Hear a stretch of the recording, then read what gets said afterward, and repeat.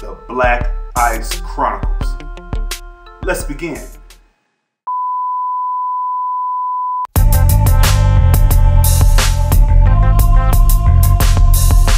Black Ice Chronicles massive. I'm standing here with the world-renowned, the globally known Tommy Davidson. You're killing me.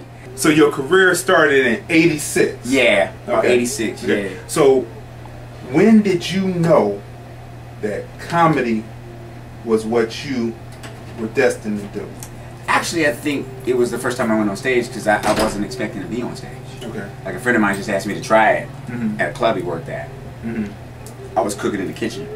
Were Right? you? Yeah, I had a job in the kitchen and I was an assistant chef and I worked real hard since I was 15 to get the job. So I was really happy about that. And he said, "You're wasting your life because you need to do comedy." I said, "What am I going to do comedy? What am I going to do?" He said, "Come down to this club, take the mic and just say something."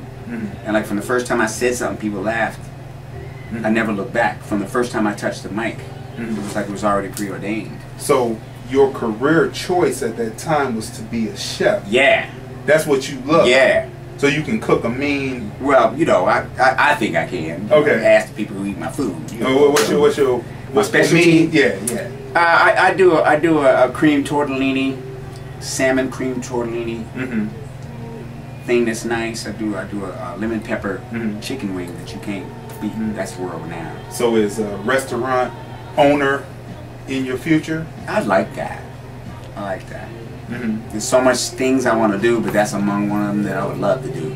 So let's talk about the politics of Hollywood for a minute. You've been in it since 26 years. 26 years. Yeah. Is there something that is unfair about the politics in Hollywood? I'm not going to say unfair. I'm just going to say a challenge. You know, a challenge. I think the thing that's changed over the last probably 18 years in the business, but especially over the last probably 5 years, is the networks and the studios have gotten a little bit more picky about what they're going to allow black creators to do. Okay. It kind of reminds me of the old Negro Leagues, you know, where the whites own the white league. So it's really their choice to bring black players into the league. It's like the whites own the studios, they own the networks, and it's really up to them to get us involved. They really don't have to. Okay. You know, and so right now they're really not wholesale. Okay. It's not like a lot of new young black up and coming directors or actors are getting, you know, greenlit to do big movies. You know, so it's a little more difficult than it was, let's say, from '93 through about year 2000. Okay. You know, you had all those movies: Strictly Business, Booty Call, Friday, Jason's Lyric, New Jack City. I mean, what happened to those movies? Those movies can still be happening. Right, and there's people that there's people that want to do those movies. So I could tell in your stand-up that you're a little bit angry. No, I'm not. Not angry at all. No, You I'm just not tell angry about it. Yeah, truth. I'm just passionate about the truth. Because you know the truth of what we have had to go through can be very cause. It can make you anger. It can Bitter. make you angry. It can make you bitter. If you know, but it depends on your perspective. You know, like we can choose to look at slavery and be bitter, but it's just something that we can't change. And the only thing we can change is our perception of it. You know, and learn our lessons from it, and then move our people forward from there. Like that's not going to help. If we were really bitter, then we'd be fighting the white people right now. That's true. We would be like Yeah. the rise of the Planet of the Apes. Yeah, it'd be like, so to speak. I mean, we'd be Molotov cocktail and everything, but that's not us. That's not who we are. We're a very spiritual group very of spiritual people, Africans in people. general. Right. Where we come from culturally, we come from a communal social culture where we depend on each other for our success. Right. Whereas they come from sort of a Europe. narcissistic, Right. Where it's all you know, about where it's all about hunt the individual. and the hunt. Yeah, it's about the individual. Us, we're about community. It just it doesn't have to do with race or anything. It has to do with cultural differences. So once we realize who we are culturally, because we got removed from that for so long. So once we realize that's where we are, and it's going to be no big deal. There's gonna be no big deal. Yeah, but we're still working towards that kind of awareness. So how do you determine how far you can go with an audience member? Because last night you really went in. I had one tonight too. Oh yeah, but you Yeah. really went in on this guy. Like, how do you determine how far you can go with the audience? I have an inside meter. You know, as long as I'm not too offensive to the person, I don't isolate them, and I don't put them down, but I sort of make them part of the party. You know, and then I'm vulnerable too. I mean, if somebody takes a shot at me, I'll laugh too. So I just make I make it one big party. And if somebody got singled out, they know I'm throwing it out there that everybody laughs at all the same things. So it's just me thinking out loud for everybody else. Well, I think it took probably about a couple of months. And once I got the cadence, and once I realized that he would pause and sort of make things sound important, and some things that weren't important he could make sound important. And once I found those cadence and the differences in his voice, I was able to emulate that. And usually when I watch him long enough, I can actually do that. Now, how long did it? So when did you discover that you had the ability to do that, to catch people's voices and to be able to imitate them? I guess I really realized it on In Living Color.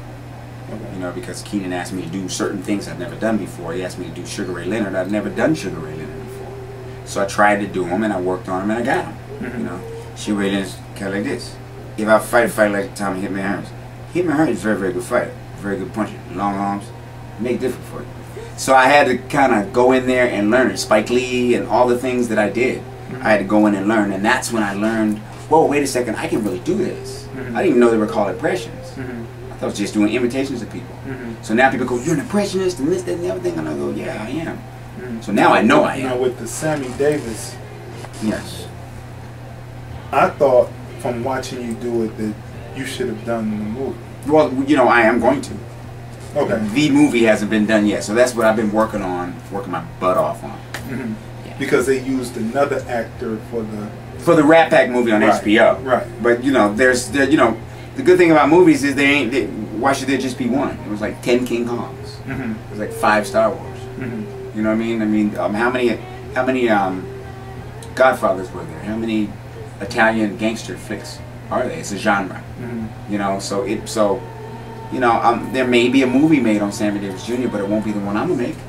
And I want mine to be great, because that's what my standard is. Right. What is the connection between the different actors? Because it seems to me, just from the outside looking in, that there's different camps or pockets of African Americans making film. Right. What is that like? What is the behind the scenes like?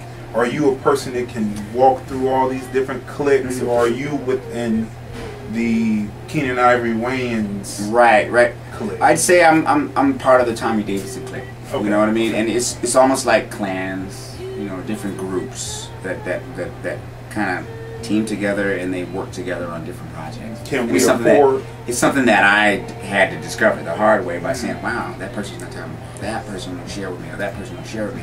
And it wasn't until I realized that I said, wait a minute, I got to pull some people around me, because if I don't, I'm not going to be able to create, because no one's creating with me. Now, So- can we afford in 2011 to still be that way as a people if we're trying to push? Right. Whether we can afford it, you know, I think with God's grace we can afford to do anything we need to do in order for us to evolve, and that's been a part of our whole evolution. Is sort of just allowing the universe to guide us to where we're going next. Do I think we should? Yes, but that's personal, and the reason why I say that because I see them doing it. They'll combine forces. You know, Geffen will get with Katzenberg and Spielberg, and they'll start a company. You know what I mean? So they'll fuse together and start things. You know, it's just like the business sector. You know, companies will merge to survive. You know what I mean? And so it would be very positive for us to do that. But we're not on the stage where they are. We're in a much more infant social stage Really? than they are. Even though we've been in Hollywood for, even in the beginning, we had Well, we've been in Hollywood in control of our own projects only since the 70s. But I mean, there was some independent film makers back in the day, yeah. But in the 70s was we really went mainstream and started really having a voice in pop culture, and then in the 90s we just took that over the top. So we really made a handprint in film and television with the Cosby Show, In Living Color, Fresh Prince of Bel-Air. So those things are really, really positive, and we have to continue to do those things. But, you know, like I said, it's opinion. The more that we work together, the better it is for us. So what's next for Tommy Davidson? I plan on just trying to start to do my own movies, my own television, my own animation, my own books, my own documentaries, my own stuff. You know, so whatever comes next is next for me. But now I'm starting to focus on what it is that my passions are, the things that I want to bring forth, the stories I want to tell, the ideas that I want to convey. That's what it's about for me now. I got good ideas. I believe I have a really good message for the world, not just black folks. And I believe it's my turn.